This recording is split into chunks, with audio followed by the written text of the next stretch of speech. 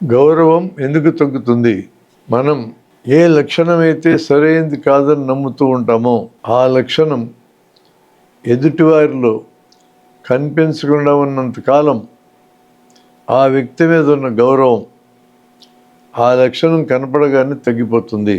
ఒకతను నిజాయితీపరుడు అనుకుంటాం, గౌరవం ఉంటుంది. ఆయన నిజాయితీ తప్పి ఒక పని చేయగానే ఉన్న గౌరవం పోతుంది. ఒకతను చూడడానికి చాలా మంచిగా ప్రవర్తిస్తూ ఉంటాడు, ఎప్పుడు చిరునవ్వు నవ్వుతూ ఉంటాడు, ఎవరి మీద కసురుకున్నట్టు కోప్పడుతున్నట్టు కనపడదు, మనకు గౌరవం ఏర్పడుతుంది. ఒక సందర్భంలో చాలా దురుసుగా మాట్లాడి ఎదుటివాడిని తిట్టాడు అనుకో, అప్పటిదాకా మనం అతని గురించి నిర్మించుకున్న ఇంప్రెషన్ మొత్తం పోయి గౌరవం తగ్గుతుంది. ఒక అమ్మాయి యొక్క ప్రేమ కోసం ఒక అబ్బాయి ప్రయత్నం చేస్తాడు, ఆమె చుట్టూ తిరుగుతాడు, చక్కగా మాట్లాడతాడు, కాఫీ తాగుదాం రా అంటాడు, టీ తాగుదాం రా అంటాడు, సినిమా చూద్దాం పదా అంటాడు, రకరకాల ప్రయత్నాలు చేస్తాడు. ఆ అమ్మాయి అతనికి శారీరకంగా లొంగేదాకా ఉన్న గౌరవము ఆ తర్వాత పోతుంది. ఇలానే ఇంకెవరికైనా లొంగుతుందేమన్న అనుమానం అతనికి మొదలై ఆ తర్వాత గౌరవం కూడా తగ్గుతుంది. ఒక రచయిత తాను రాస్తున్న ఉదాత్తమైన అంశాల ఆధారంగా అతనికి గొప్ప ఆరాధన స్థానం ఇస్తాం.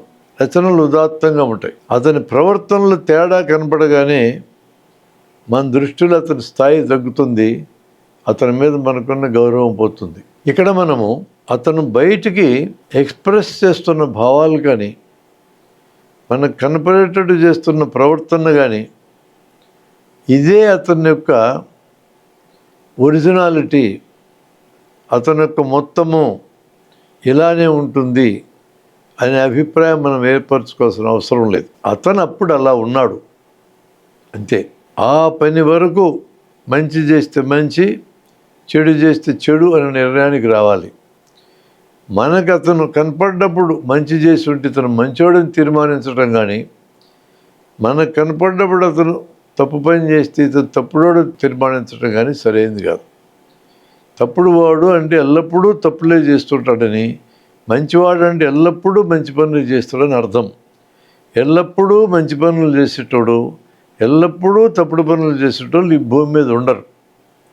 చాలాసార్లు తప్పుడు పనులు చేసేటోడు ఎప్పుడో ఒకసారి మంచి పని చేస్తాడు.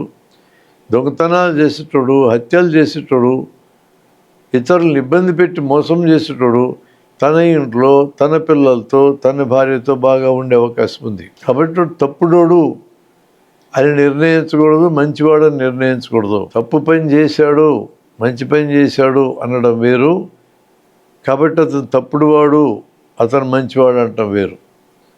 ఒక వ్యక్తి బార్లో కూర్చొని మద్యం తాగాడు. ఒక్కసారి మద్యం తాగడం చూసావు, ఇతను తాగుబోతు అని నిర్ణయం చేయకూడదు. తాగుబోతు అని నిర్ణయం చేయాలంటే అతను అనేక సార్లు తాగుతుండాలా, నువ్వు చూసినప్పుడల్లా తాగుతుండాలా.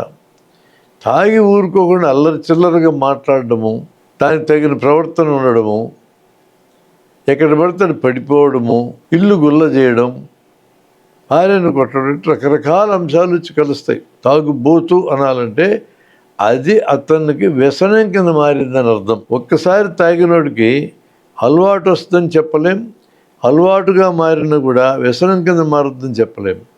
కాబట్టి మనము మనిషిని మొత్తంగాను మనిషి యొక్క ప్రవర్తనని విడదీసి చూడాలా. అలా చూసినప్పుడు మనకి పరిచయం కాగానే అపారమైన గౌరవం రావడం, ఒక చిన్న తేడా రాగానే గౌరవం మొత్తం ఊడ్చుకుపోవడం అలా జరగదు. మనిషిని ఎప్పటికప్పుడు ఉన్న వ్యక్తిని ఉన్నట్లుగా అంచనా వేయటం మనం నేర్చుకున్నప్పుడు ఈ సమస్య మనకు ఉండదు.